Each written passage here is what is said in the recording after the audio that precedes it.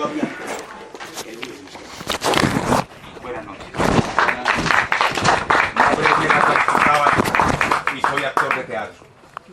Desde hace más o menos 20 años antecedo mis espectáculos teatrales con poemas del maestro Luis Fernando Mejía, igual que mis recitales poéticos, porque también escribo o cometo poesía. Me invitaron esta noche porque el compañero Jairo Bernal y su equipo de trabajo tuvieron el presente de invitarme para estar esta noche acá al lado del maestro Luis Fernando Mejía, que es mi gran maestro de toda la vida. Un día, a las 6 de la tarde, estaré muriendo lo que nunca he vivido. A las 7, Dios estará tan lejos que será una estampita olvidar mi infancia. A las 8 la felicidad será olvido. Cruzaré sus caminos en el viento. A las 9, estarás descalza por mi sangre y no compartirás conmigo el silencio de tus pasos. A las 10 no habrá nadie que recoja lo que queda de mí. A las 11 me quedará grande la soledad. A las 12 me daré cuenta de que yo no tengo la culpa de la belleza del mundo. Entonces no tendré tiempo para ver amanecer sobre las islas. Muchas gracias. Jairo Bernal, John Jairo Carvajal, perdón. John Jairo Carvajal. Carvajal y Bernal. Carvajal Bernal. Buenas noches, gracias por aceptar esta invitación. No, tranquila, doña Silvia, hay que yo me hago acá. Perfecto. Fue una propuesta que Luis Fernando nos hizo. Él quería reunirnos a un grupo de amigos para contarnos un poco sobre su vida, sobre su obra. Y esta es la reunión. Este lugar pues muchos lo conocemos, creo que todos, que ha sido un lugar también que se ha posicionado durante varios años como un espacio que propende por promover la cultura. Entonces es un espacio muy chévere. A doña Cecilia, gracias por aceptar esta invitación, por supuesto a don Luis Fernando. Y aquí estamos, la idea es conversar un poco con Luis Fernando y no sé, pues, empecemos un poco con Luis Fernando. Sí, mira, yo les quiero decir esto. Cuando yo acepté venir al festival, no puse sin una condición. Era que quería reunirme con... Yo sé que aquí ha surgido un grupo de jóvenes poetas. Y ese fue uno de los sueños que yo tuve hace 50 años, que Pereira cambiara, que la gente culta, que se preocupaba por otras cosas. Y ya está. Yo les pedí a Giovanni y a John Jairo que reunieran un grupo de iniciados, de personas que están interesadas en la poesía, para leer en Pereira el libro Manuscritos de Luz Humana. Pero no hacer una lectura magistral, sino hacer una lectura comentada. Porque ese libro no se leyó sino el día que se obtuvo el premio, y el resto nunca más se leyó. Y eso no es un poema que pueda ser leído en un auditorio común y corriente, que resulta demasiado largo. Bueno, entonces ese es el propósito principal. Vamos a hacer una tertulia, un diálogo. Y va a ser Cecilia la coordinadora, ella es la gran maestra. Yo voy leyéndolo, ustedes me dicen dónde paro y comentamos, o si vamos todo de largo y después lo comentamos al final. Bueno, ustedes imponen el ritmo. Y ahora, como les voy a pedir que me den un poquito de agua para poder... Ya, enseguida. Me prestan el libro y yo empiezo a leer. ¿El de Marco? Sí. El que él tiene completo. O el completo. O en cualquiera. Bueno, El que tenga la letra más grande. El que tenga la letra más grande. Préstame. El tuyo. Ya te lo No, este tiene la letra más grande. Es el tuyo, aquí está el tuyo. ¿Tú cuál te No, refieres? no, cualquiera es el mismo. Ah, bueno, este es el tuyo. ¿De cuál lo quieres leer? ¿De este? Ah, yo sí, este. Este es el tuyo. Sí, préstame la letra, las gafas. Ya te las paso. Es que Mateo me está escribiendo que dónde andas. Entonces ya te voy a... No empieces todavía. No. Porque lo voy a poner en vivo. Bueno, eso, por el... Es mi nieto de los Estados Unidos. Está pendiente En un grupo. Y a bajarle Espera. Y bajarle el volumen a estos aparaticos, ¿cierto, Lucho? Ya puedo empezar. No. Espera que le estoy escribiendo para que se meta. En agüita. Ya. Ya lo trae, ya sí, Espera, yo enseguida. ya cuelgo este aparato. Le secuestraba una botella.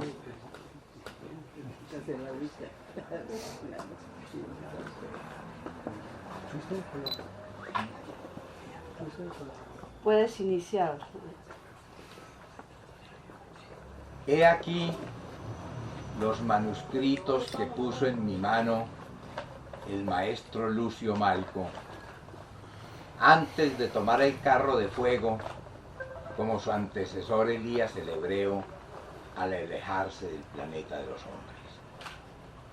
Su enigmática lengua solo fue revelada al minúsculo grupo de sus discípulos.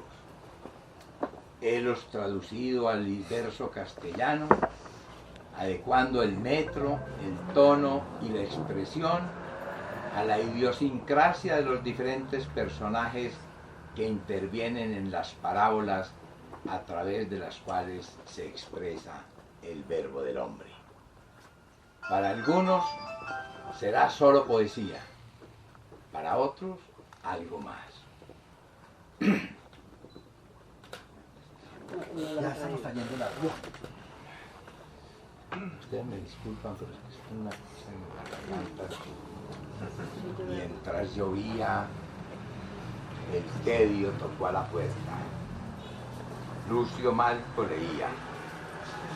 El maestro cerró el libro y llamó a su juglar diciendo: coge, juglar, el bandolín y empieza a recordar que la lluvia está agitando su batuta en el cristal. Tañe bien tu melodía, táñela muy bien, juglar, que es recordando las penas como se empieza a olvidar.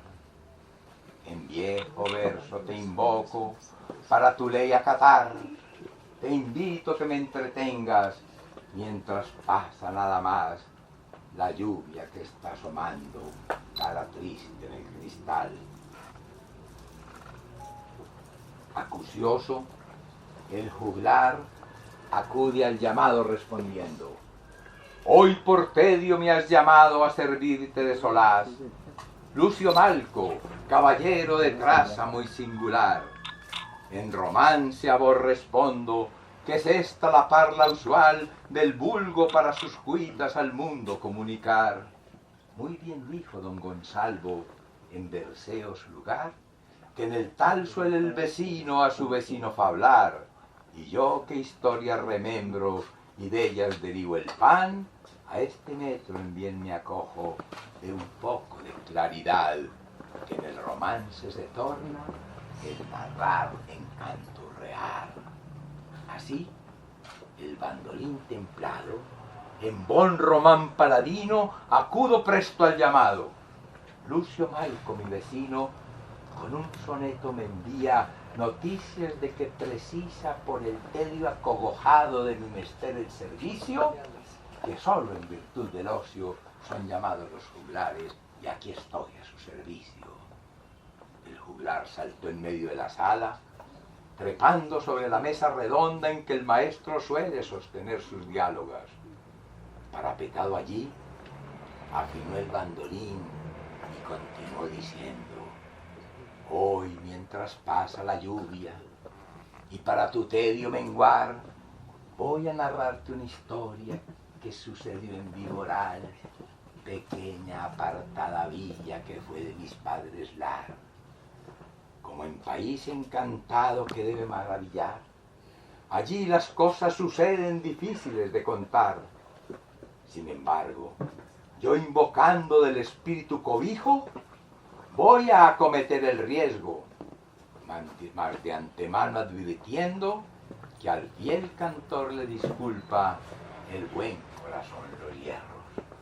Ordena buen orden dar para claridad mojones, breves pautas y razones, asaz de rápido trazo sobre algunos pormenores de la villa en que suceden las más extrañas acciones motivo de mi relato, y tráigalas a alguna, solo una, que se fuga, tantas cosas persiguiendo enloquecida, que parece una chiquilla corriendo tras las palomas, y aquí aparece con una. Bienvenida, oh veleidosa memoria, bien que estabas tanto tiempo entretenida, que no acudíais al llamado de mi bandolín templado. A mí responde memoria, recordando camino, calles y plazas, parques, veredas y casas, mirando muy bien en torno, estoy parada en la plaza. Verdes árboles sembrados, tiempos ha para que pájaros como lluvias de saetas anuncien que está la tarde poniendo sitio a la plaza y paso bajo sus brazos. Vecinos están velando un árbol. Están mutiladas las manos en que antaño hubieran nidos. Los nidos que no hay hogaño, dicho Don Quijote habría de por allá haber pasado en alguna correría. Entre los que velaban, un pobre poeta había que mala fortuna para castigarle y tenerle en agonía, hasta esos ásperos lares llevó su sandalia un día.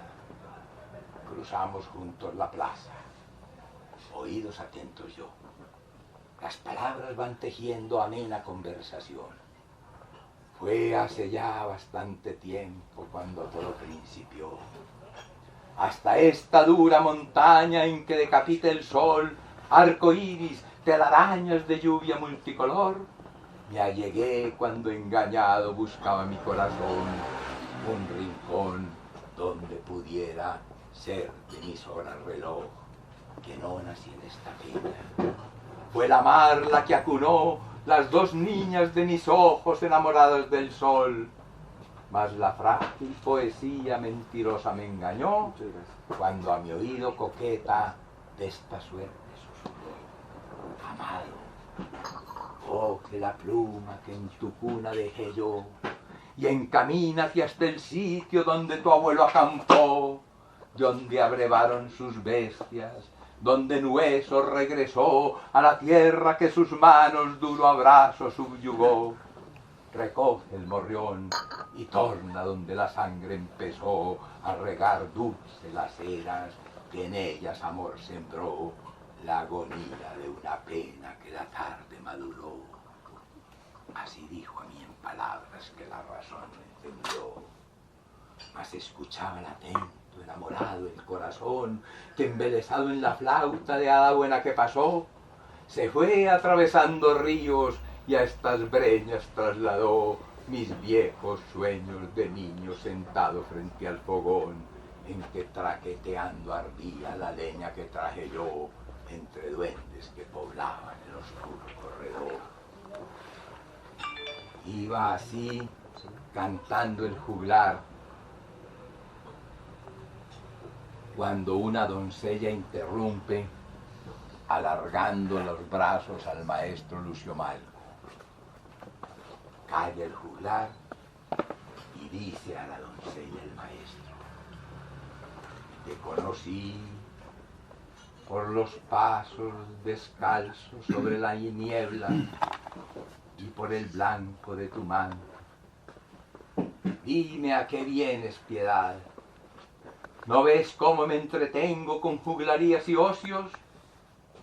Y así la piedad responde: he venido a recogerte.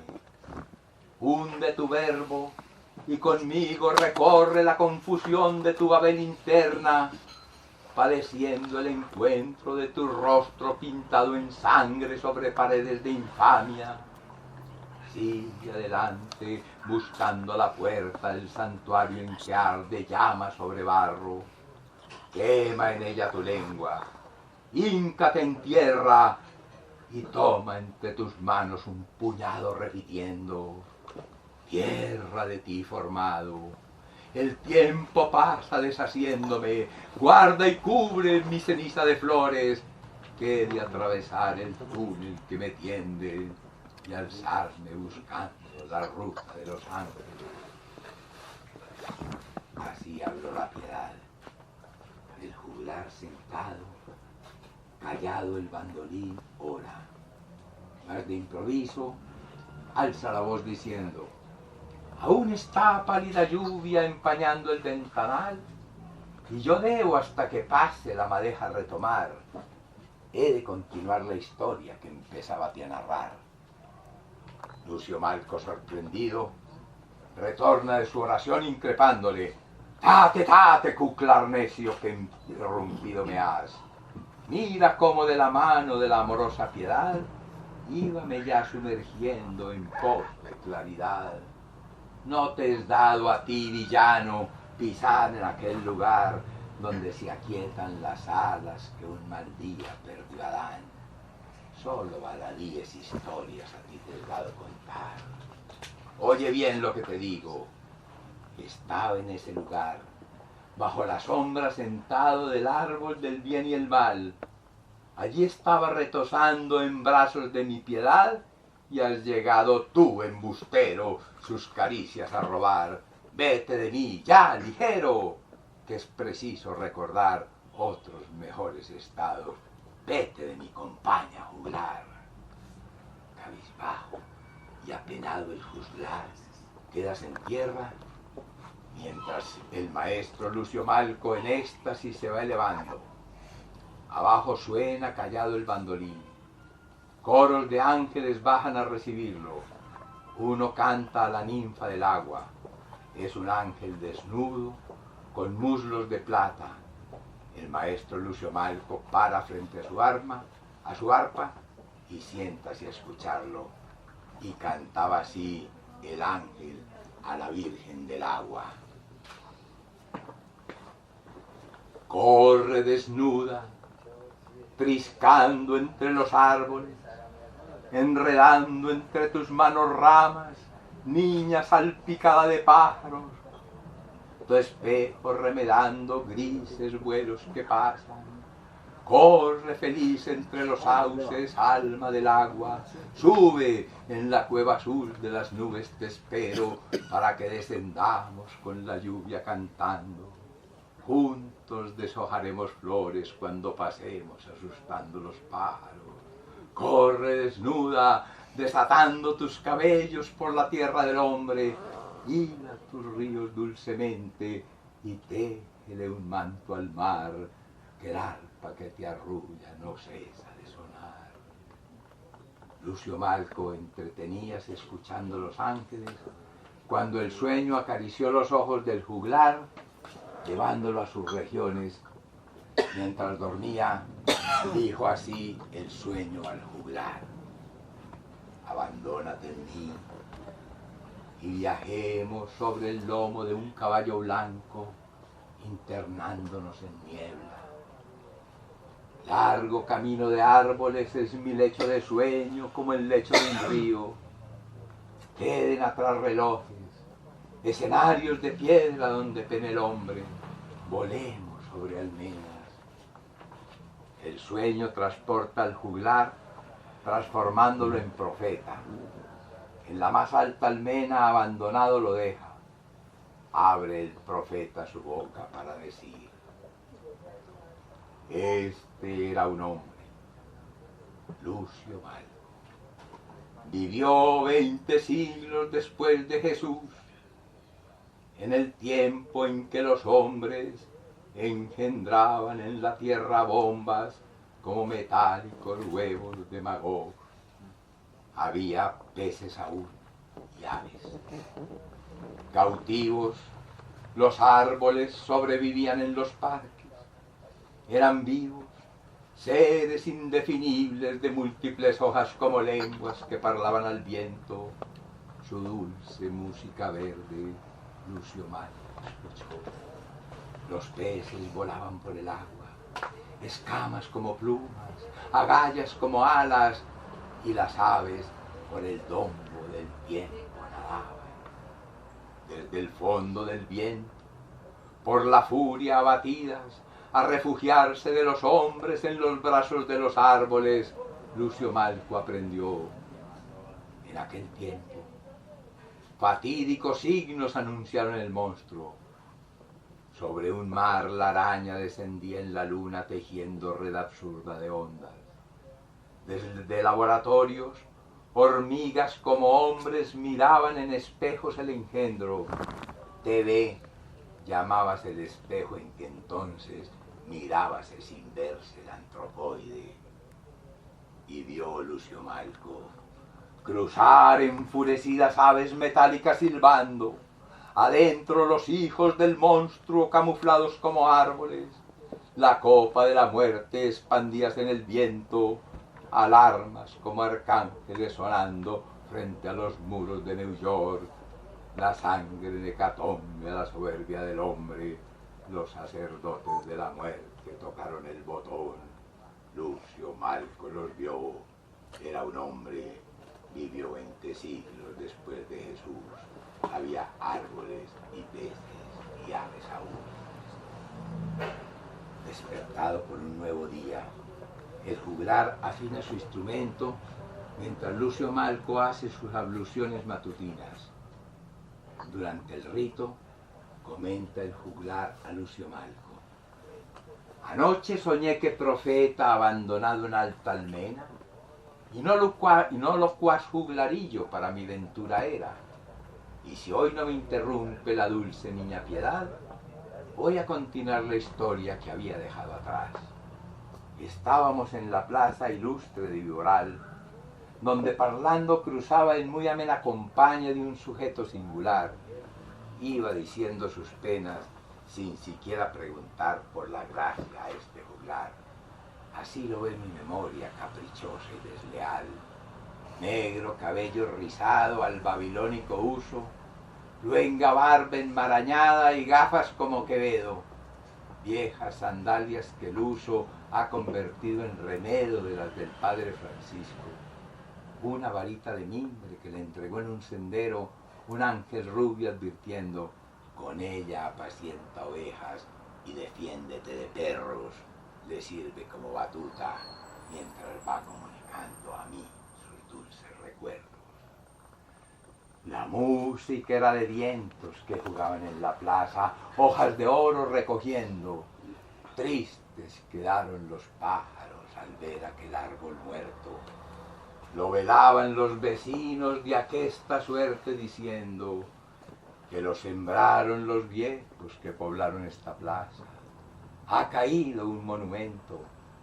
Oye la historia del árbol, tú juglar, fue diciendo.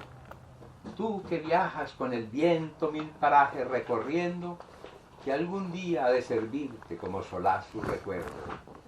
Que lo sembraron los viejos, está la gente diciendo, y es cierto, fue hace tiempo. Y ya aquellos que con amor los regaron han retornado a la tierra. Mas para hablarte de aquellos que dura gesta libraron, bien valdría que el verso épico alto clarín me prestara. Sin embargo, ahora prefiero bucólico caramillo que a verdes prados traslade mi rebaño de recuerdos. Aquí, antes de alzar estas guaduas que el blanco barro sostienen de las casas, en bruñida, ruidosa selva estos lares habitaban fieras, serpientes y pájaros. Aquí, frente a la montaña, varios ríos se abrazaban. Era la tierra que Dios prometió a los viejos.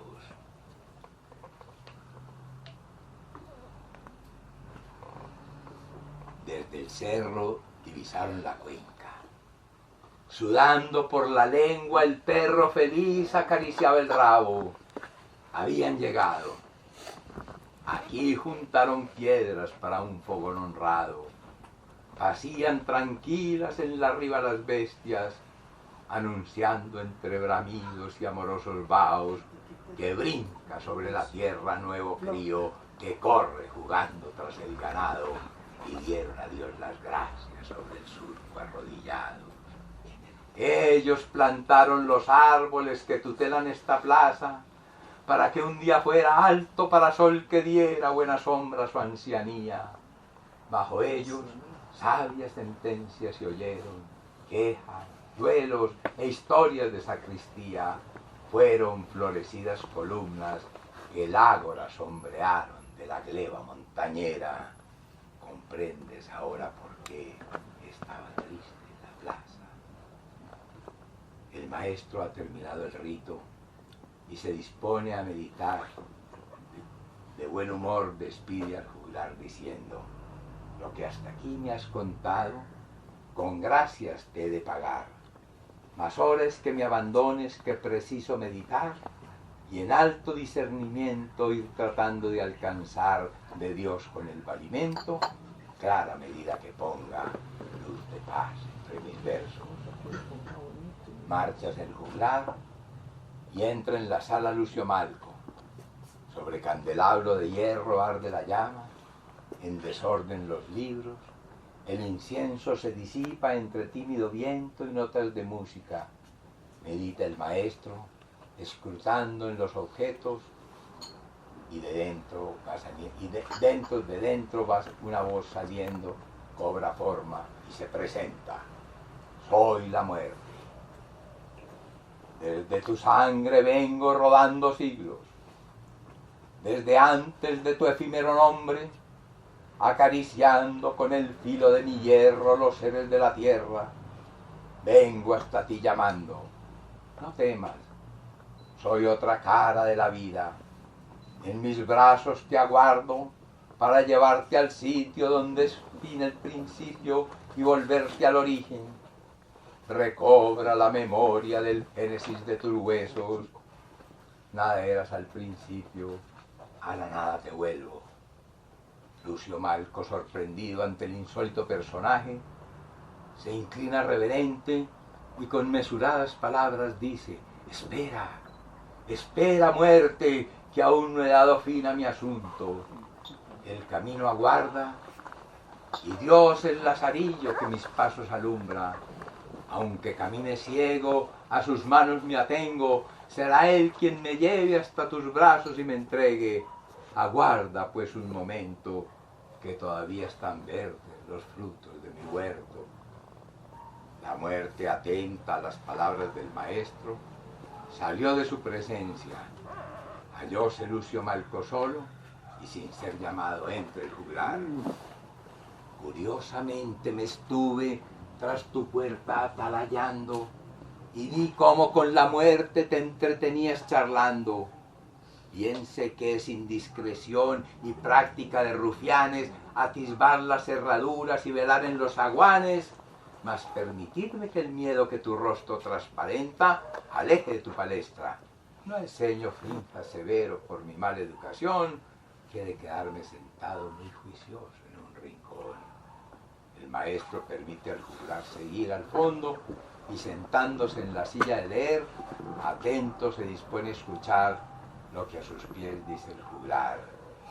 Volvamos pronto a la historia del ausente viboral, que por ella anduve un día sus rincones recorriendo, con sus vecinos parlando sobre tantos pormenores que el narrarlos da gran brega, pues sucedieron tantos y tan absurdos, y de tantos fue mi oídos y tan distintos los cuentos, que no logro organizarles y darles ordenamiento en prioridad de importancia, que si alguna ellos tuvieron, es la que yo les conceda.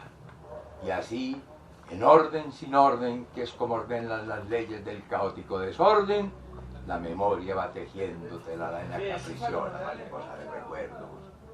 La villa va frente a mí pasando. Sobre roto espejo de agua está mi rostro flotando, y la tarde manos de oro está lavando. Ha descendido del monte a sus bondas a peinarse. Cansado allí me detengo.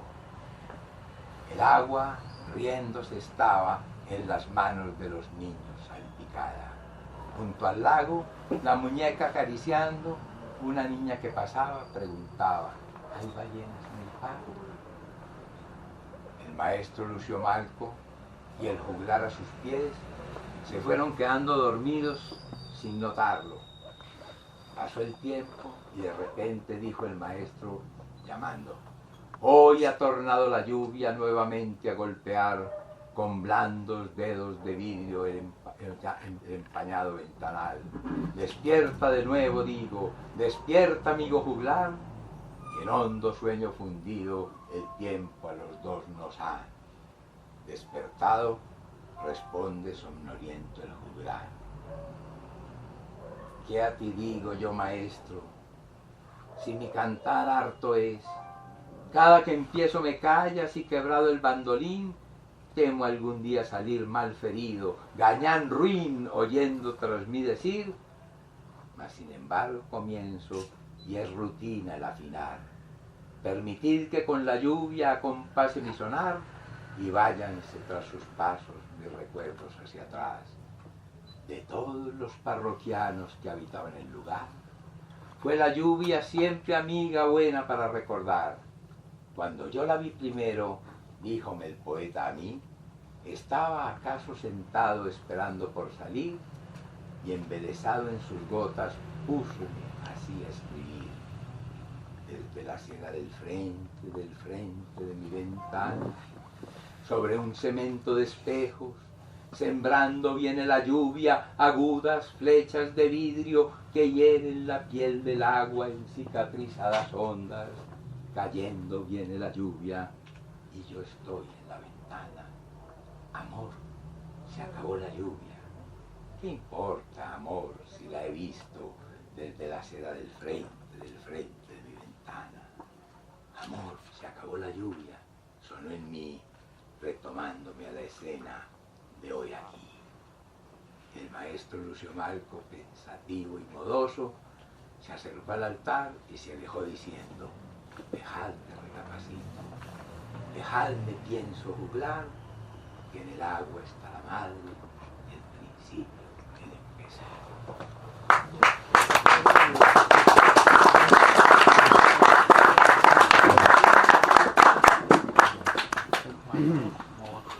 Bueno, ese quiero que lo comentemos, que hablemos sobre él.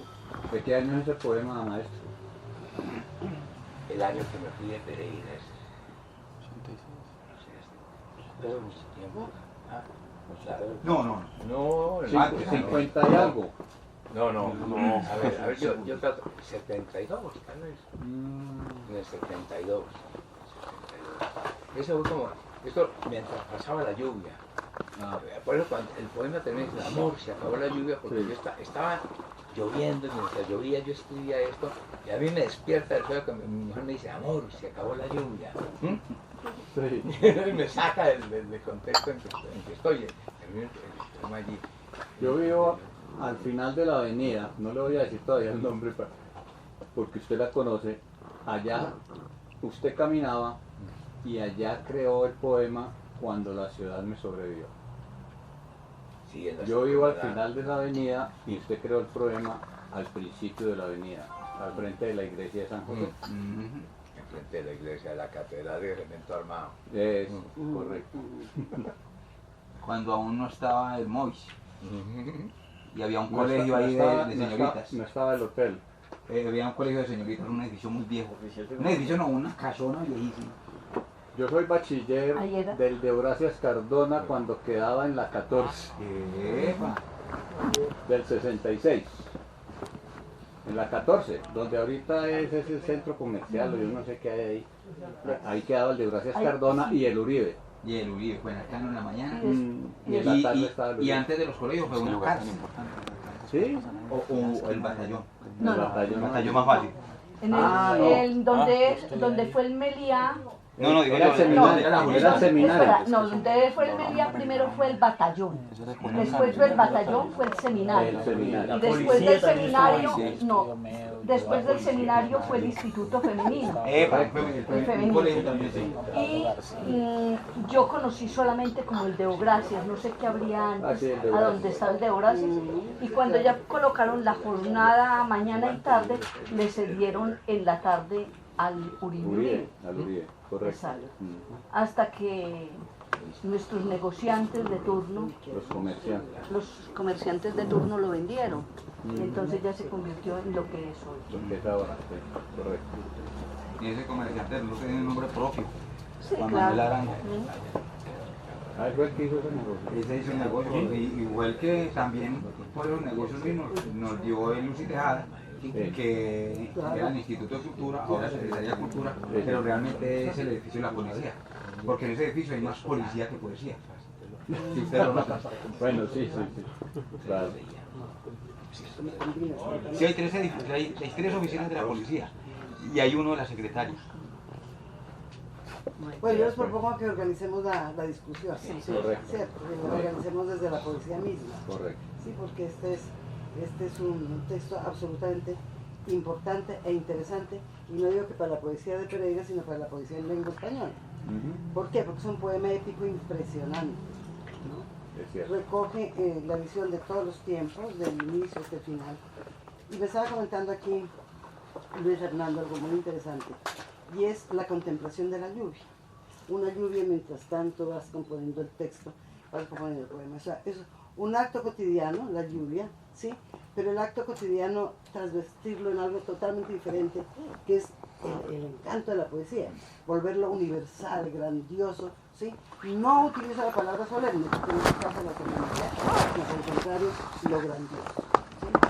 Entonces, la pregunta inicial, Luis Fernando, que es la que siempre me ha seducido cuando te leo y cuando te conocí desde la primera vez hace creo que 25 años, cuando yo acababa de publicar ese libro de literatura de Risaralda, que fue cuando yo comencé a conocer a los escritores de Pereira, y era profesora exactamente de la tecnológica, ¿cierto? Que usted me decía ahora sí. Sí, pero tú llegaste a la tecnológica en el 79, 78. 79, exacto.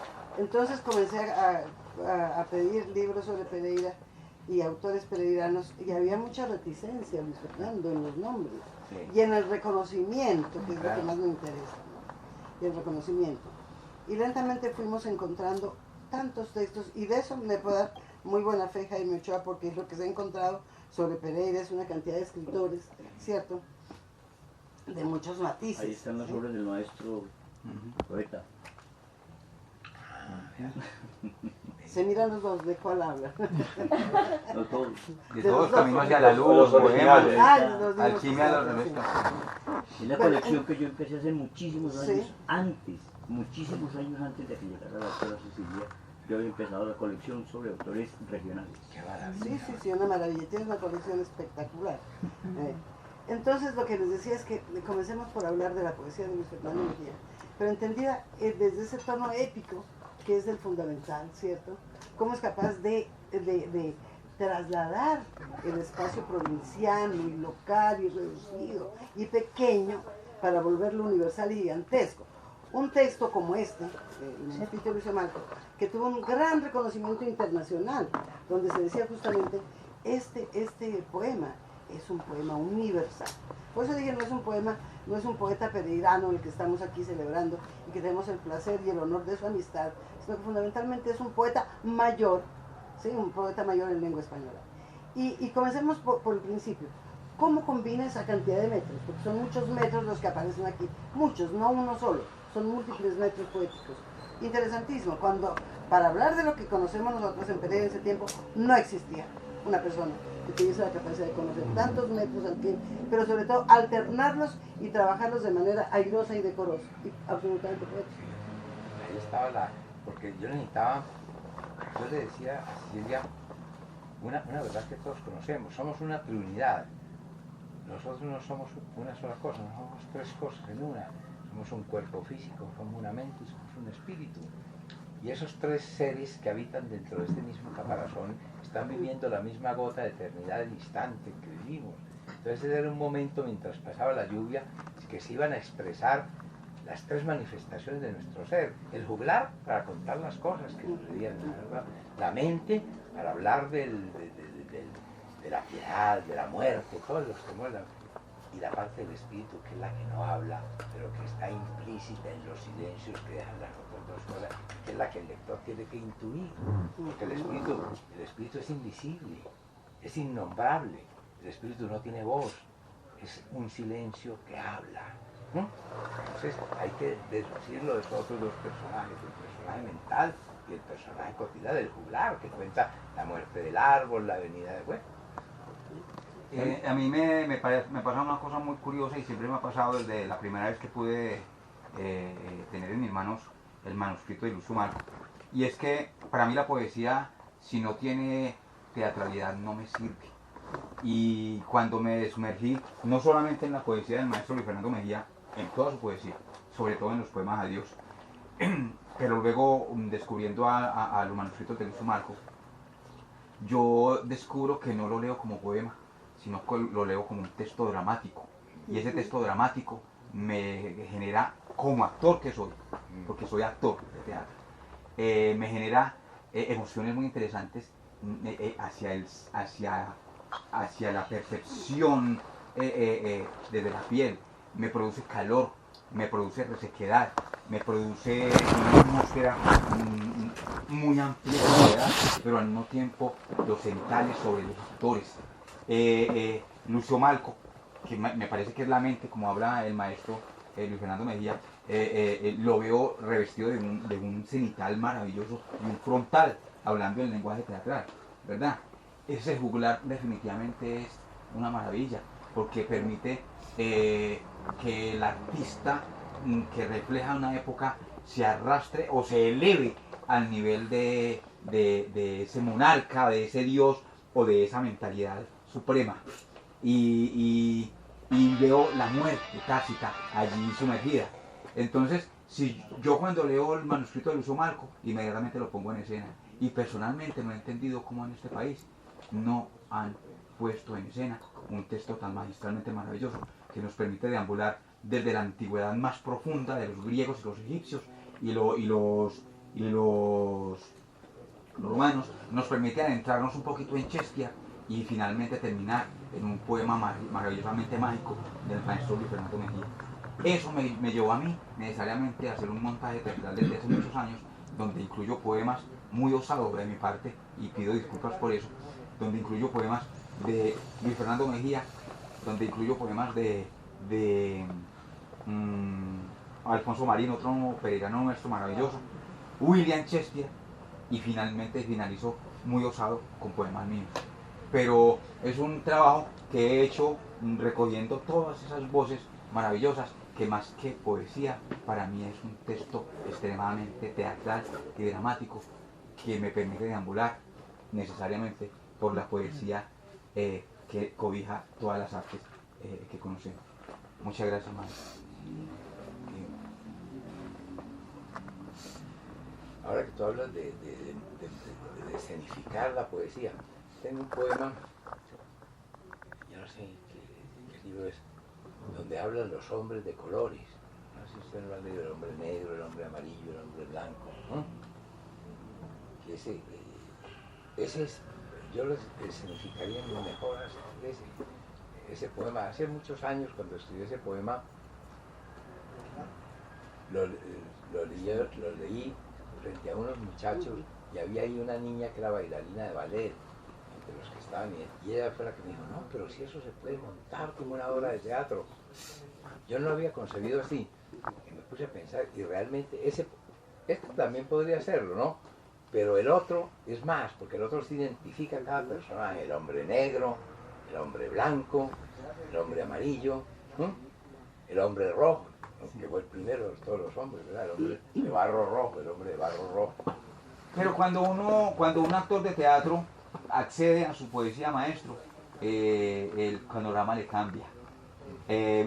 Ojalá me entendieran, yo quiero que me entiendan en ese sentido lo que quiero decir. Yo soy actor de teatro y abordo la poesía del maestro Luis Fernando Mejía como un texto teatral que me encanta, como asumo el trabajo de Shakespeare como un texto teatral, poético, que me encanta.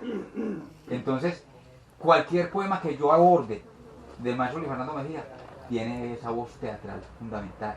Entonces, la lectura que yo hago, y estoy casi seguro que la lectura que hacen la mayoría de los actores es similar. Nos alejamos de la poesía sin hacerlo, ¿no? Simplemente la volvemos más grandilocuente desde la escena, desde el actor, desde la actriz, desde la puesta en escena.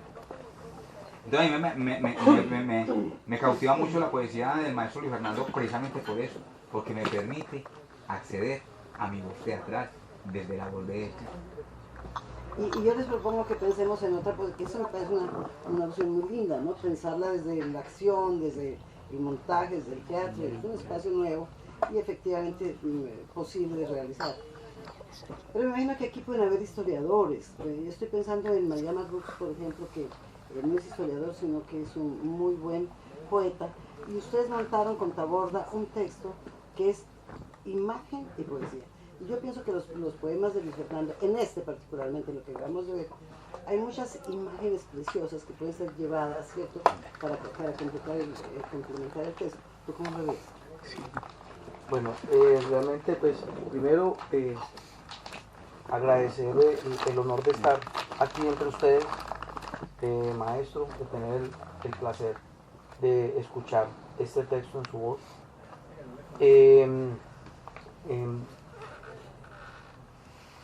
Uno hace un recorrido a través de todas las imágenes que hay aquí recreadas y se imagina uno ese juglar conversando o tratando de contar una gran historia y darse cuenta que quizás no tiene la capacidad para lograr embellecer esas imágenes.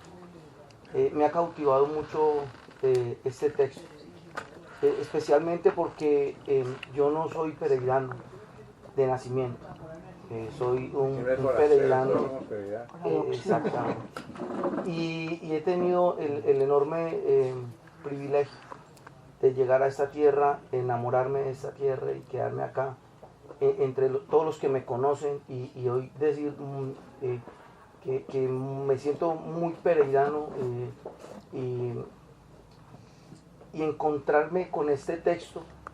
Ya había leído otros y ya había escuchado a Merardo en algunas ocasiones, hemos compartido escenario y él siempre empieza con un texto suyo.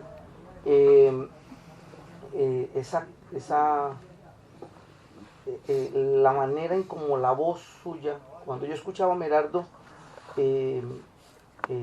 me parecía muy bello esos textos que él decía y cuando lo escuché ayer en la Cámara de Comercio, en serio me estremecí. Le contaba yo a mi esposa que me había estremecido porque había escuchado esa voz y la proyección de la voz. Y ahora que escucho todo esto, en serio que es como algo similar a lo que sentían los griegos, la catarsis. Es como abandonarnos y dejarnos llevar por esa historia. Entonces estaba aquí releyendo y yo sí quería hacerle una pregunta al respecto y tiene que ver cómo logra llevar un texto. Es muy difícil tener un texto tan extenso y mantener el ritmo y mantener el tono de lo que está contando allí. Sí. ¿Cómo lograrlo? Yo creo que fue un trabajo muy arduo y me gustaría como que nos contara un poco al respecto en esa clase. Mira, antes de dar respuesta a tu pregunta, voy a hacer un troito que ayude a aclarar lo que te voy a decir. Óscar Echeverri Mejía, el poeta de Villavicencio, fue a visitarme a Bilbao, él está viviendo allá.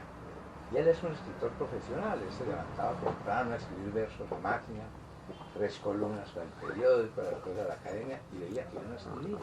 Estuvo 15 días, yo no escribía. Y ella me dijo, hombre Lucho, ¿y tú por qué no escribes? Y yo, no, es que a ti te queda muy fácil porque tú sabes escribir.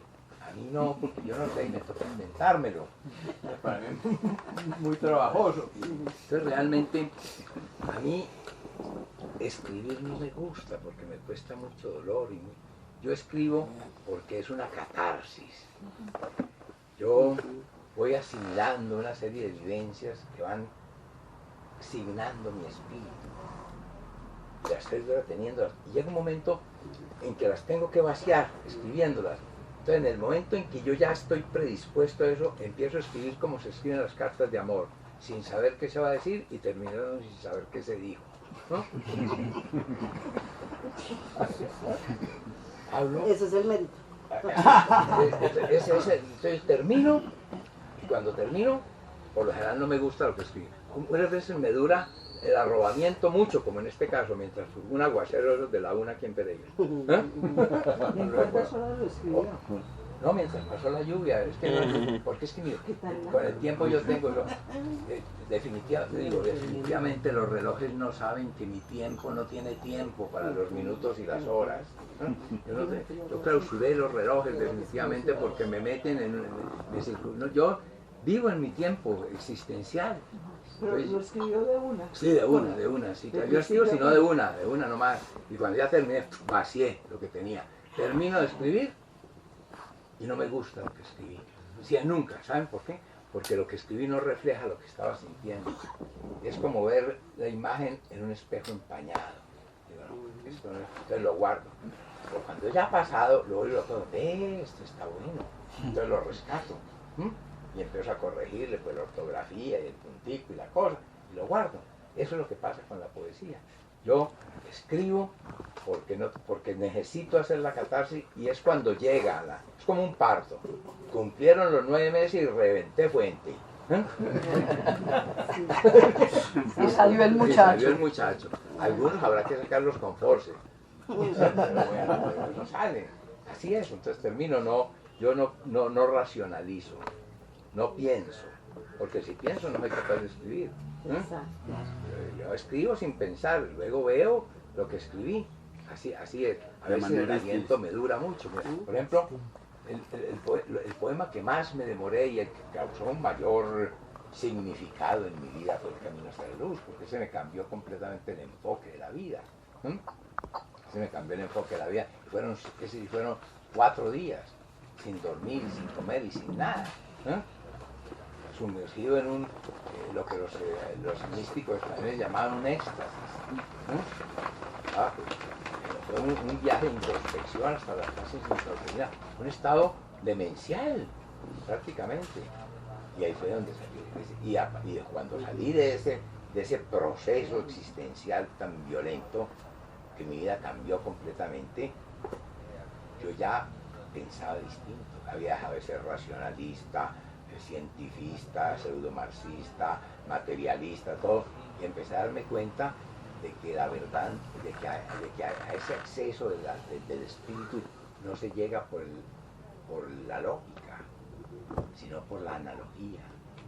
Que nosotros estamos educados dentro de esos parámetros cartesianos que nos meten en una fuerza que no nos permite. Entonces, ahí fue cuando cambié, empecé a mirar otras cosas, a estudiar astrología, a ver cosas que antes yo consideraba pseudociencias, sospechosas y demás. Me fui internando en ese mundo y empecé a descubrir que a través de la analogía se accedía a un conocimiento que la lógica no permite. La lógica es recortada, la lógica es cuadrada. Y eso fue la herencia que me quedó de Camino hacia la Luz. Y yo este poema lo escribí después de Camino. En este no hubo ese parto dolor. Esto fue mientras duró un aguacero. ¿Cuánto puede durar un aguacero? 2 horitas, 1 hora. No, menos, acá como 10 minutos. Más o menos lo que demoré, un poquito más de lo que me demoré leyendo. Sí.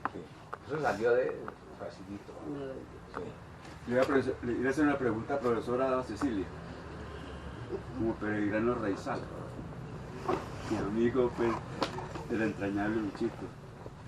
En nuestra ciudad ha habido otro poema epopéyico como el que acaba de decirnos Luchito. Yo conozco un bello texto de prosa poética.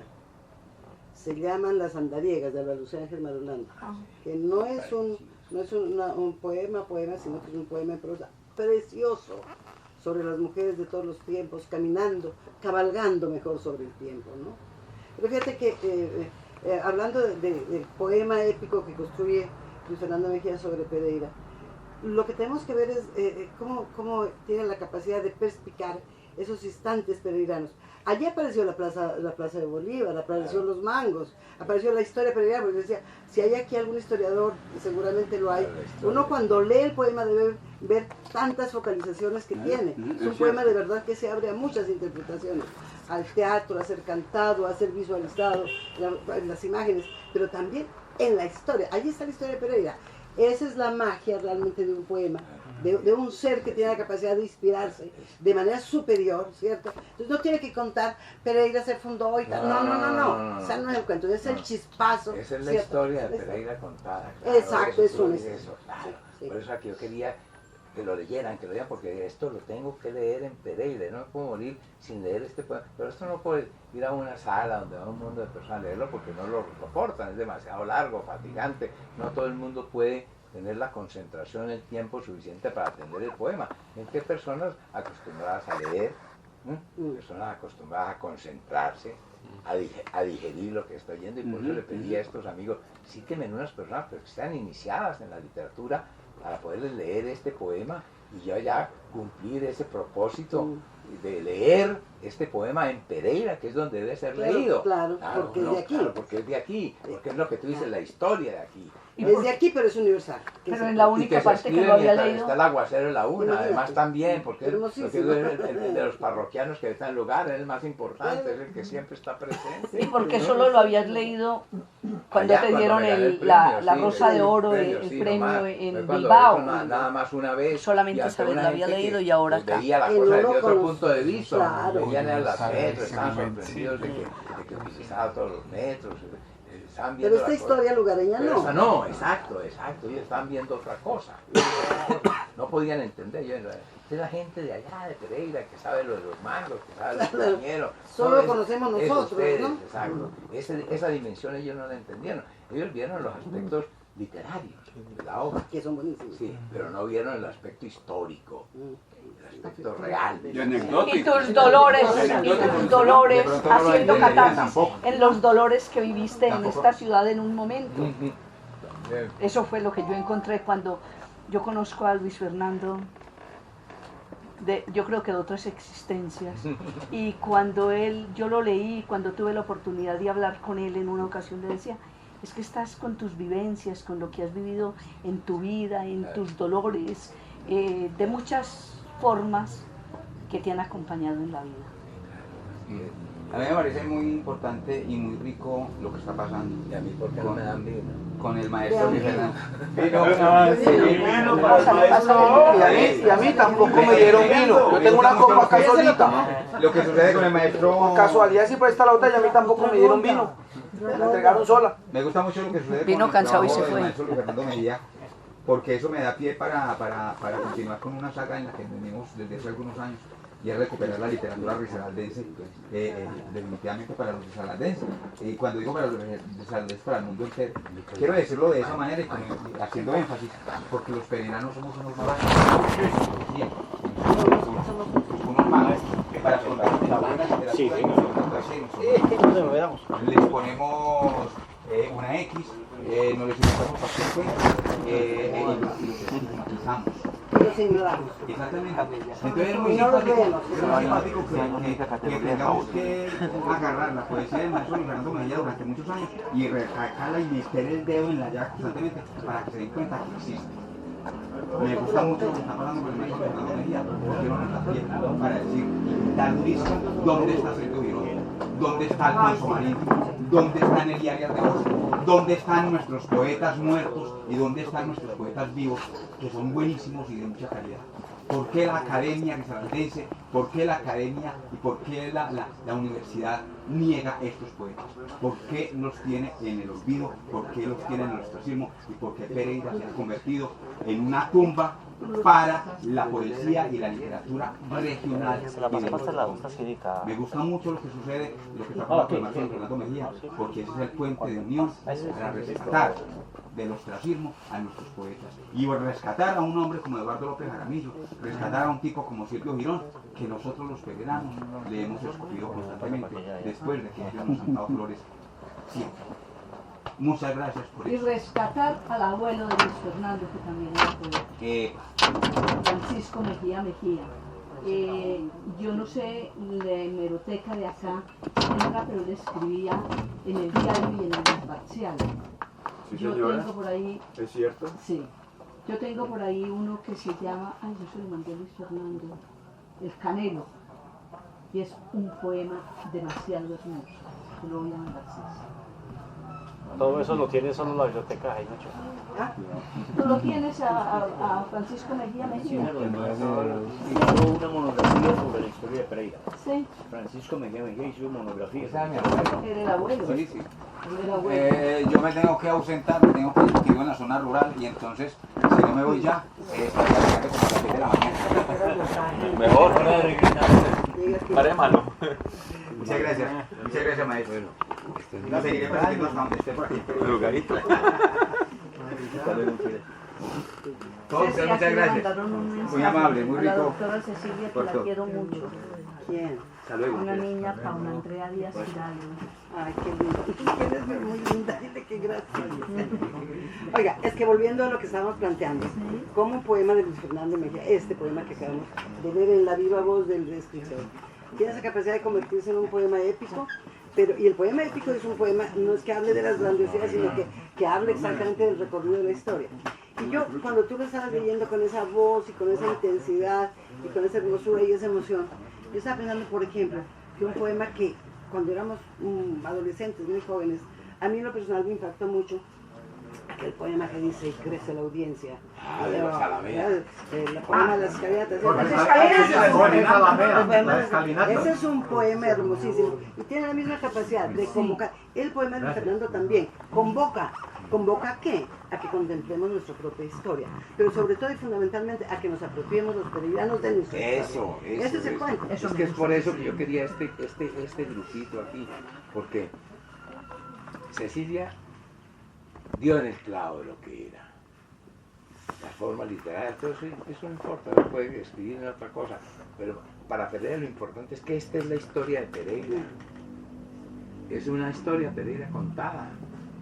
No, que Remigio Cañar de la experiencia que han contado toda la vida, no. No es de fecha. Eso no es de fecha, nada. Es de emociones, es de vivencia, es de sentimiento. Mejor el festival de la... Mira que yo, no sé, digamos, tal vez tenga pocas lecturas, pero yo mientras leía sentía un poco John Milton y digamos en el tema del movimiento y el recorrido pues como por lugares que de alguna forma están más establecidos desde lo divino lo bíblico, ¿cierto? Lo sentía como epopeya, pero también veía como el viaje de Moisés, ¿cierto? Quizás más universal, tal vez vaya un viaje de lo particular a lo universal, y más cuando menciona el tema de la Trinidad, ¿cierto? Espíritu, cuerpo y mente. Y luego dice, el poeta debe estar más allá de la lógica. Y recuerdo también, pues, porque John Milton compuso El Paraíso Perdido, fue casi que en un momento de éxtasis, y no lo meditó ni nada. Entonces, pues, no sé hasta qué punto, digamos, tenga como cierta relación ese viaje de Marco Lucio con el viaje que hacen los demonios, ¿cierto? Lucifer y todo incluso Moisés, que en algún momento del poema lo siento mucho, a Moisés como enfrentando la zarza ardiente, ¿cierto? Exacto, eso es lo que Cecilia dice, la cosa ética. Tus palabras están corroborando el concepto que Cecilia acaba de expresar, que es el de Milton, la Biblia, Moisés, todo está contando historias épicas, ¿no? Sí. Aunque fíjate que el idioma no tiene alto clarín, no es bucólico, caramillo. Es una historia épica contada. Pero mire, ese se llama humor intelectual. Mírenlo como él mismo estamos hablando de este gran orador, etcétera, etcétera. ¿Cómo es que es? ¿Caramillo qué? No es épico, carín épico, sino bucólico, caramillo. Bucólico, caramillo, se llama humor intelectual. Delicioso. Y saberlo llevar y conectar en su momento.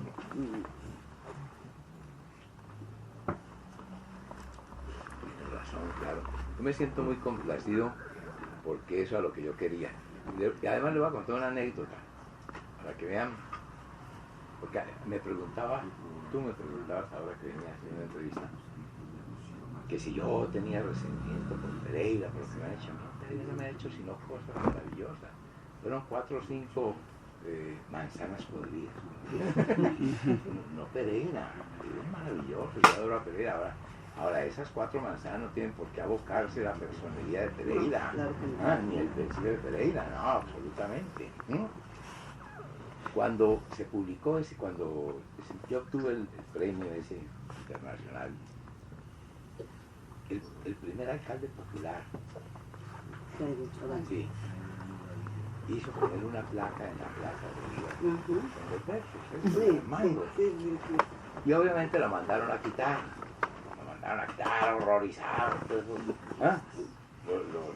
no Pereira, unos pereiranos, Pereira, la mandaron a quitar, y mucha gente que me quiere, bueno, ya se han empleado un poco aquí porque ya pasaron muchos años de ausencia, pero en esa época todavía las gentes sencillas de Pereira, las personas de los barrios marginados y todo, me conocieron, con quienes compartí la guapanerita y la compañía, y que yo los visitaba, se indignaron y me llamaron: poeta, mire, estos y tal por cual le quitaron la placa, nosotros vamos a protestar.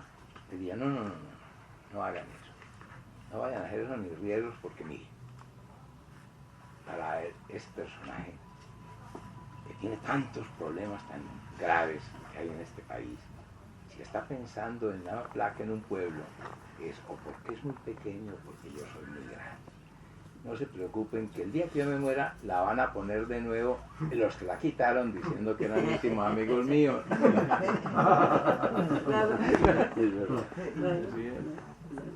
Entonces, yo no guardo resentimiento a la ciudad, y muchas personas dicen que se fue de Pereira porque no queda Pereira. No, yo adoro Pereira, ojalá yo pudiera vivir en Pereira, lo que pasa es que no puedo vivir en Pereira.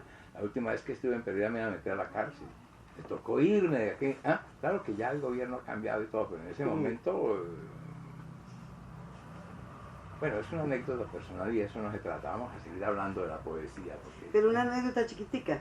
Tuvimos el enorme placer de tenerlo a Luis Fernando como profesor de la Universidad Tecnológica de Pereira de manera muy transitoria.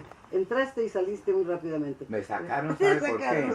Me sacaron porque yo, primero que todo, yo le dije a los directivos de esa época de la universidad, dije: mire, me parece un absurdo que estos muchachos que llegaron aquí a estudiar ingeniería, en una época era un instituto técnico, prácticamente la universidad no tenía, realmente nosotros éramos la primera semilla humanística, después les cuento esta historia. Y dije yo: me parece una tontería que los obliguen cuando acaban de llegar, que vienen con ganas de la madera, a tomar un curso de humanidades y que lo obliges que a leer a Homero. Absurdo, eso es completamente absurdo. El tipo está estudiando esto porque no les gusta eso. Hacemos las humanidades a los últimos años, a los que ya van a salir, Muy buena propuesta. Y déjenme que yo dirija la cosa, me dejan la iniciativa. Entonces yo primero que todo les decía: ¿usted quiere venir a la clase o no quiere? Si no quiere, no venga y dígame cuánto necesita y yo le doy la nota. Dígame cuánto necesita y yo le doy la nota y no venga. Si viene es porque quiere. Entonces empezaron a llegar y yo los sacaba debajo del árbol. Me iban a caminar por allá, debajo de un árbol, para que pudiéramos fumarse un cigarrillito tranquilo, para que pudiéramos hablar.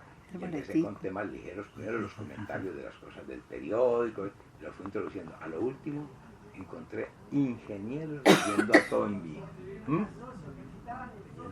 interesados en las cosas.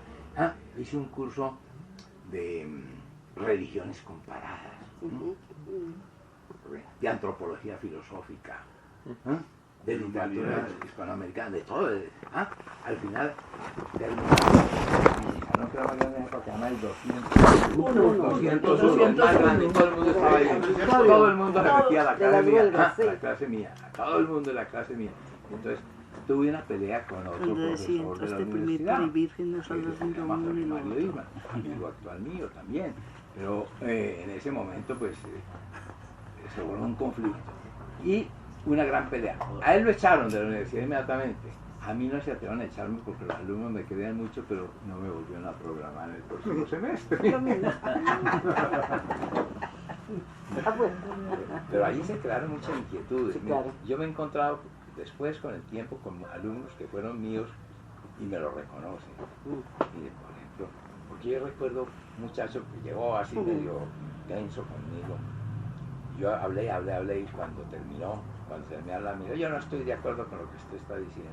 Y lo felicito, qué maravilla. ¿No? Total. Pero vea, voy a decir una cosa, no me diga porque esté de acuerdo en este momento. Prepare bien que la próxima clase la dicta usted.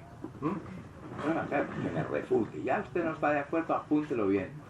El tipo se fue y cuando volvió me dijo, no, yo me puse a pensar la cosa.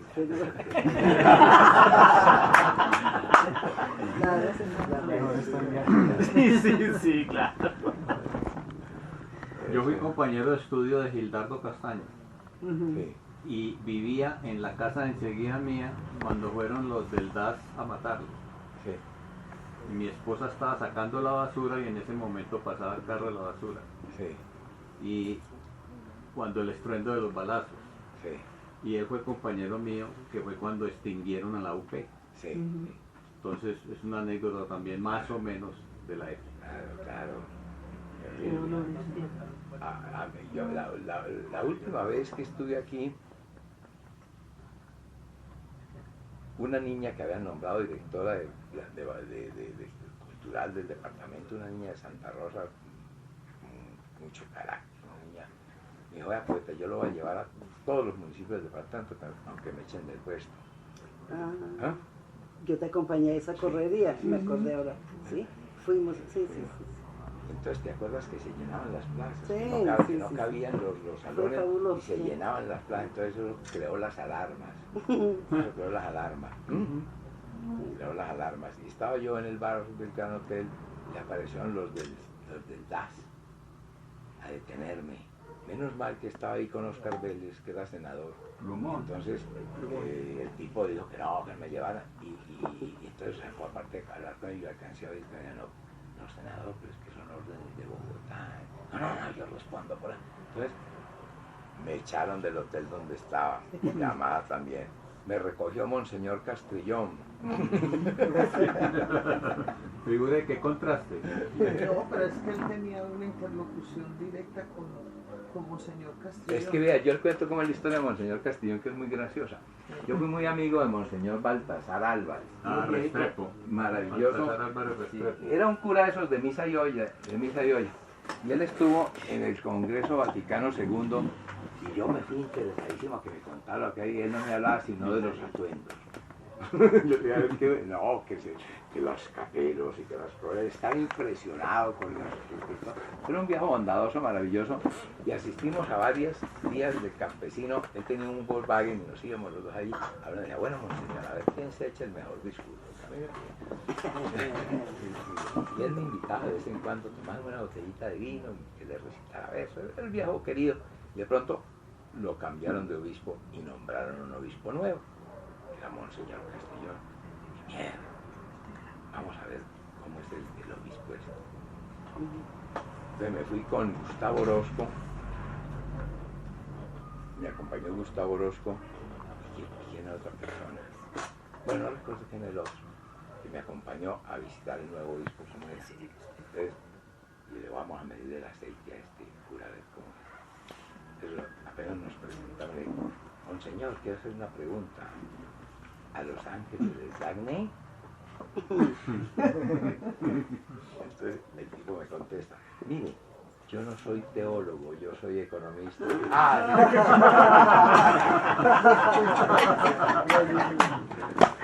Aquí tenemos uno fregado, este es un duro, ¿no? Y a partir de momento nos hicimos grandes amigos. Yo iba a conversar con él y entonces reanudamos también la costumbre con Monseñor Balta, que era tomarnos el vinito y hablar cosas.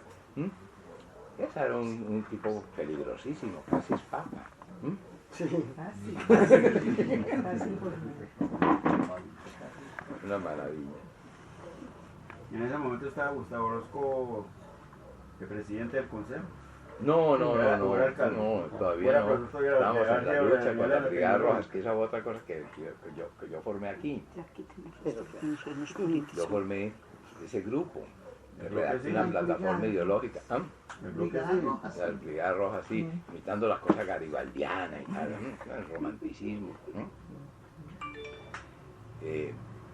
Yo me casé. Yo fui concejal de Pereira en la época del centenario. Pero fui concejal sin tener la edad. Pero eso no es problema. En la época había que tener 21 años, ¿verdad? Sin embargo, a mí me la habilitaron por una razón muy sencilla. Yo tuve la buena fortuna. Yo era el que formaba parte del más joven del Comité Revolucionario contra Rojas Pinilla. Era el representante de los colegios de bachillerato. Y eso fue la parte del estudiante de la universidad y todos tipos mayores. Y tuve la fortuna de que me hubieran detenido el 9 de mayo y el 10 salí convertido en un héroe. Claro. Si me hubieran cogido antes me habrían matado y torturado y todo, pero no, me cogieron el 9 y entonces el 10 yo ya era uno de los héroes, ¿ah? Joven, y la lucha contra Rojas y todo el mundo en las calles con los pitos y todo. Entonces cobré cierta notoriedad. Y se hizo el Partido Liberal, que era clandestino, salió de la clandestinidad. Entonces yo empecé, como ya había tenido figuración, me llamaron porque se había muerto en Quinchía el capitán Venganza y el Partido Liberal tenía que ir a hacer presencia allá y nadie se atrevía. Entonces me mandaron a mí, vaya usted, hable en el discurso del capitán Venganza. Entonces yo pronuncié el discurso de la muerte del capitán Venganza, porque a los dirigentes del partido aquí en Caldas estaban sacando el cuerpo a la cosa. Pero ya el muchacho, pues, no tenía 21 años aún, era joven. Cuando la lucha en Cali, Guillermo León Valencia había actuado duramente en Cali, fue uno de los que participó más activamente, y allí yo lo conocí, y como yo admiraba al maestro Valencia, al padre, y me sabía los poemas de memoria, cada que hablaba con él, pues hablaba de los poemas, entonces me cogió cierto afecto, cierto cariño. El cazapatos. Exacto, exacto. Y cuando se lanzó la candidatura de que lanzó el Frente Nacional, me invitó a recorrer el país con él. Entonces yo iba con él. Y Camilo Mejía Duque, que era primo de mi mamá, aprovechó y me metió en la lista de consejo. Yo no vivía ni siquiera en Pereira, yo estaba estudiando en la Universidad de Bogotá. Pero como no tenía los años suficientes, no fue ningún problema, me pusieron de concejal. Entonces yo vine aquí al consejo y cuando entré al consejo descubrí cómo era la corruptela. Descubrí cómo funcionaba el asunto, entonces dije, no, esto hay que acabarlo. Claro, me sacaron del consejo, todo. ¿No? Empezó pues la lucha y cuando me casé me vine aquí y organicé un periodiquito. Ese periodiquito quebró obviamente por falta de financiación y demás. Y entonces Octavio Mejía, que era tío mío y que fue alcalde de momento, yo ya tenía una niña recién nacida, no tenía con qué comprar mercado ni nada, me consiguió un puestico, pero yo estaba desesperado en ese puestico. Y me nombraron entonces canciller de la FUC. Acaban de fundar eso, la Fundación Universitaria para la Cultura, que era un propósito de vincular la universidad a la sociedad, para hacer un intercambio. Entonces yo fui el primer canciller y dije, bueno, ¿qué vamos a hacer? El primer programa dije, vamos a hacer una capacitación de los maestros. Vamos a hacer unos exámenes a los maestros del departamento, a ver con los conocimientos. Y recuerdo que una de las preguntas era, ¿cómo se divide el poder público? ¿Cómo está dividido el poder público? El maestro decía que el poder público se divide en policía, ejército y armada. ¡Wow! Buena respuesta. Y dije yo, bueno, esto estamos en Mora y organizamos el primer curso de capacitación para los maestros. Por eso yo digo que ese fue el germen de la primera facultad humanística, que fue la educación, que surgió allí, surgió en esa iniciativa de la FUC. Entonces ahí me vinculé con la universidad y como ya no estaba en mi casa, se reunía un grupo de jóvenes que todavía no habían terminado la carrera, César Gaviria, Iván Marulanda, Gustavo Orozco, etc. Iban a mi casa y a oír música clásica, a leer poesía, un pequeño grupo cultural, y yo redacté una plataforma ideológica y organizé un grupo político para luchar contra Camilo. Y cuando ya logramos una fuerza política importante, ellos cambiaron eso pues, por unos puestos, porque eran políticos, ¿no es cierto? Eran políticos. Entonces a mí me tocó llamar a Gloria Gaitán, que era mi amiga, y decirle, Glorita, venga, usted capitalice esto. Y yo me tuve que ir de Pereira. Me fui, ahí fue cuando me fui para Bogotá me tocó hacer publicidad y para mí era un horror. Yo era un publicista clandestino. Yo era muy joven y decía, no, escribir para vender gaseosas y zapatos, qué vergüenza. Yo soy un poeta que habla de la muerte y de la muerte. No sentía, pero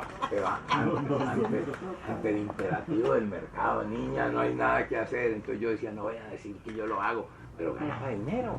Entonces mi mujer, que es ahorrativa, en un momento le dije, ¿cuánto tenemos? Tenemos tanto. ¿Qué hacemos? Me dijo, nos vamos de Colombia. Como la de García Márquez, que le administraba la plática. Claro.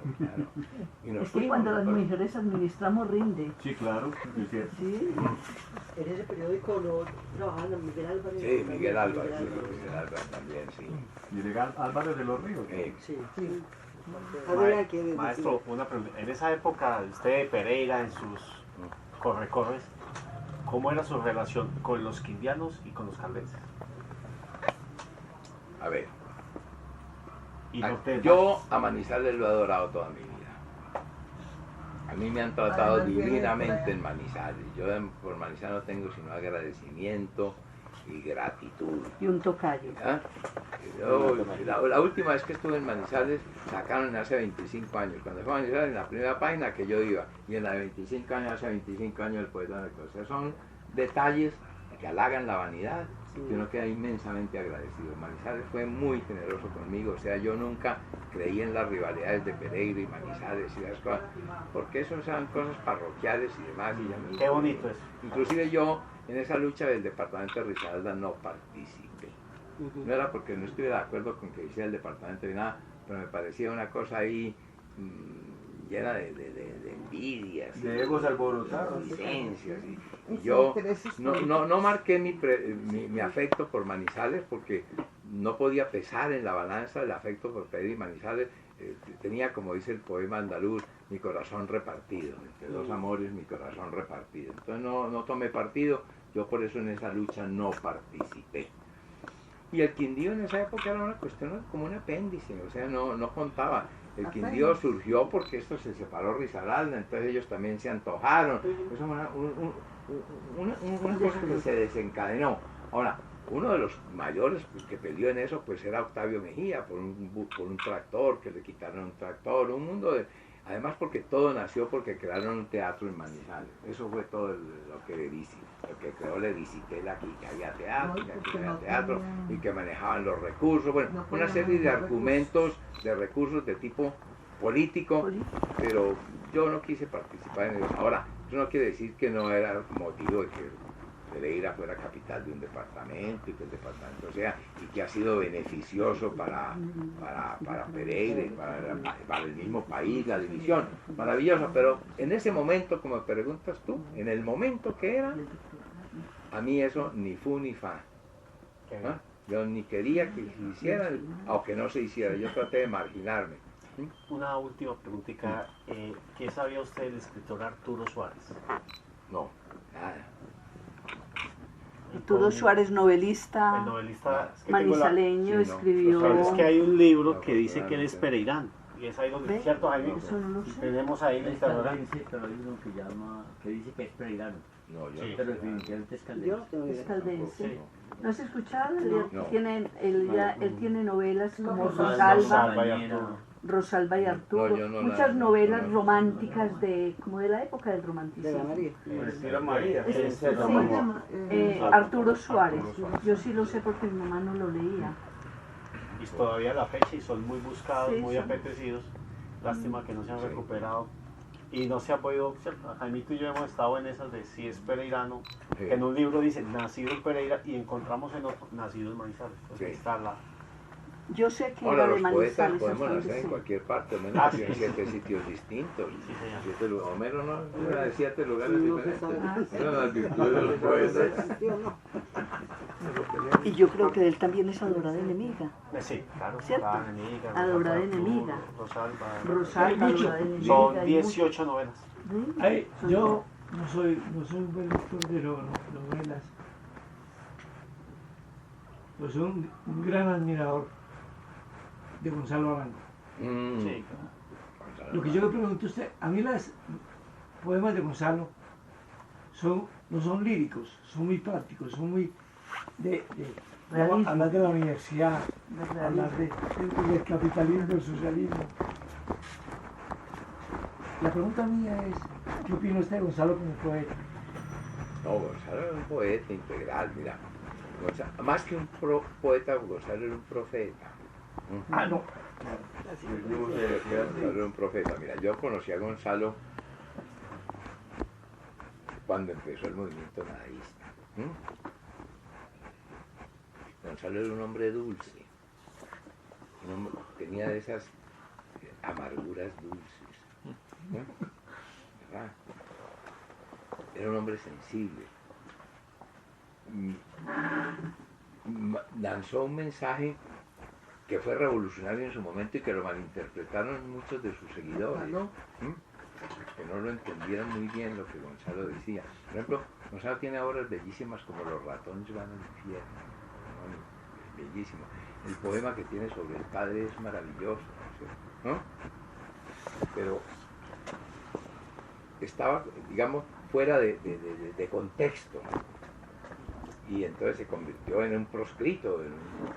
Y el gran error fue que empezaron a endilgarle culpas del atraso del país y todo a quienes no les correspondía. Yo por eso no quise firmar el manifiesto nadaísta, y a pesar de que fui amigo de todos, soy amigo de todos, y los quiero mucho, y me reúno con ellos cuando, pues ya hace mucho tiempo que no lo veo porque estoy marginado, pero siempre cuando los veía, los quiero mucho.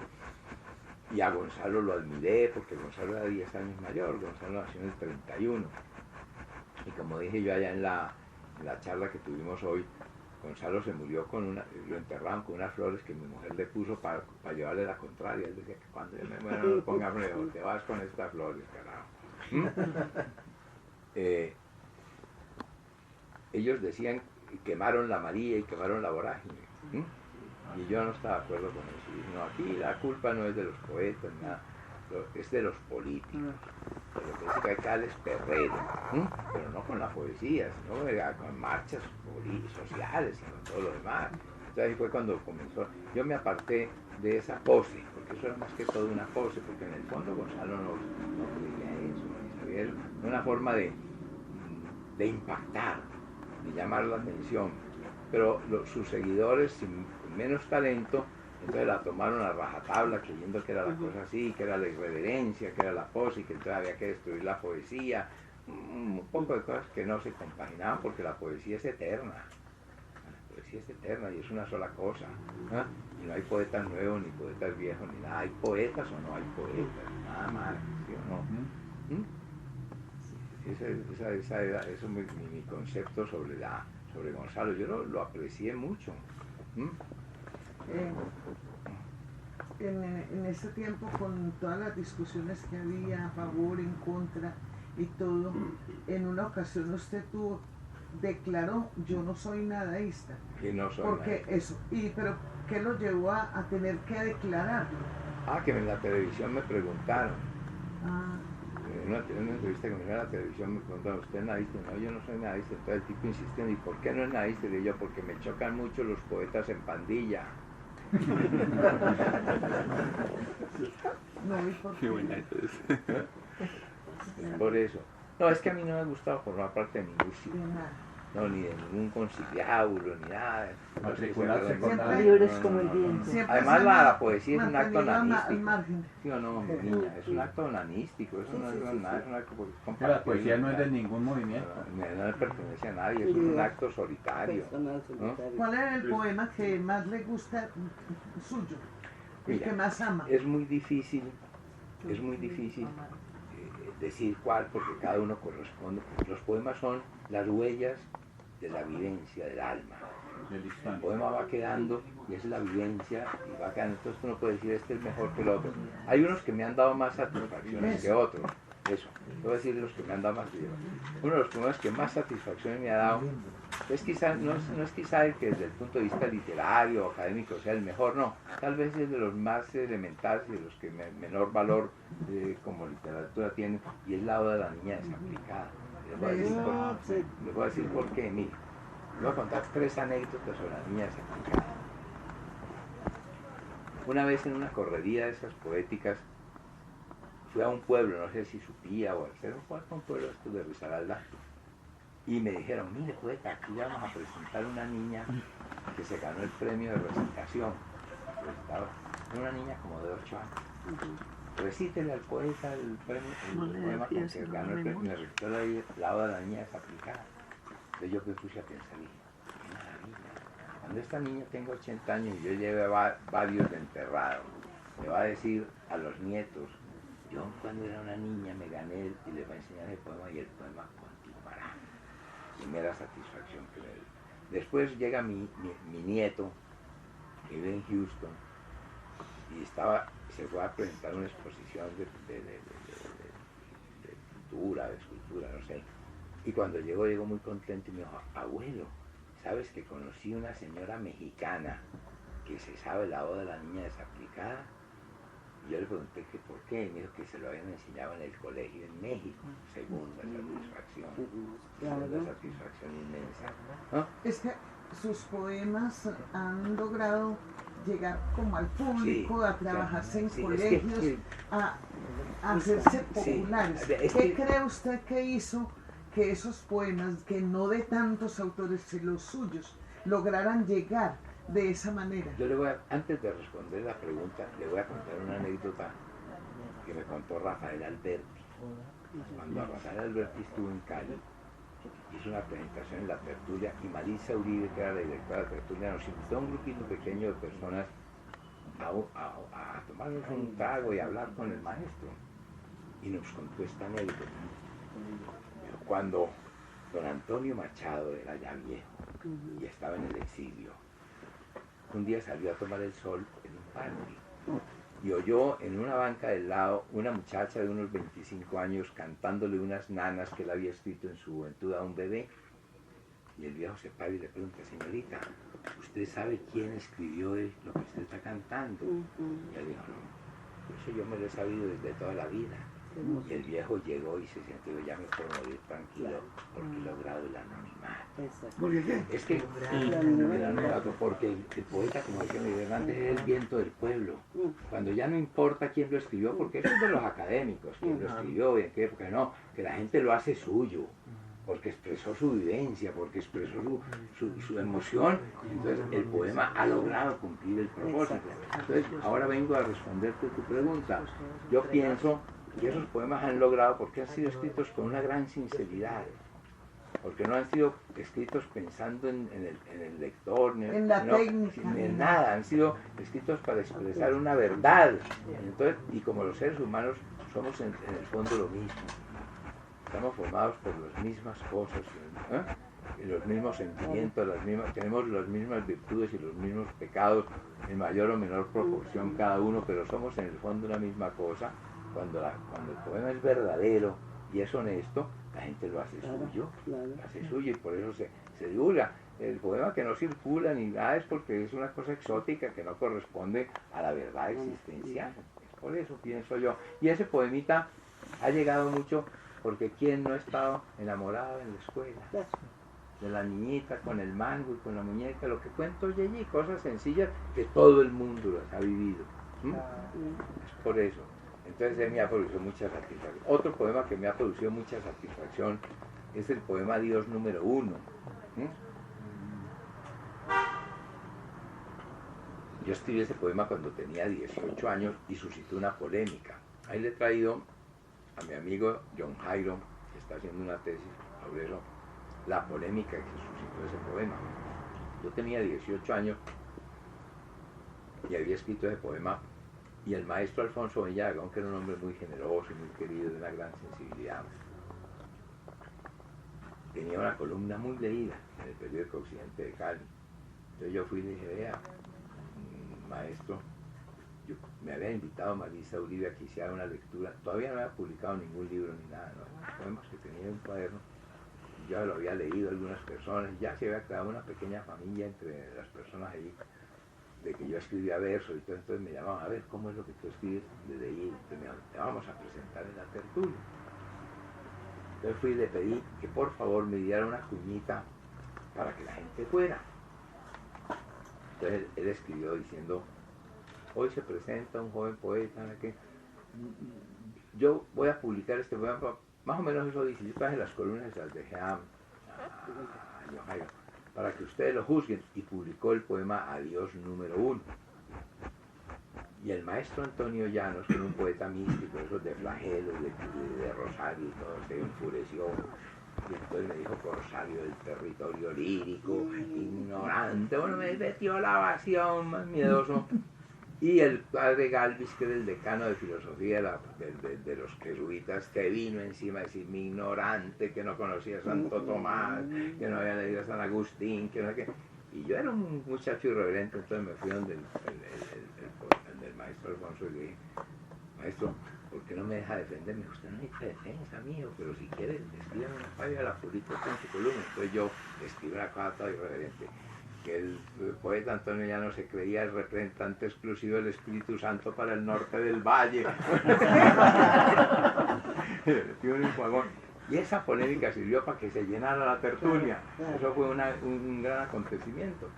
Y entonces a partir de ese poema, también muchas personas que yo no conozco, de repente saben el poema de memoria, lo conocen.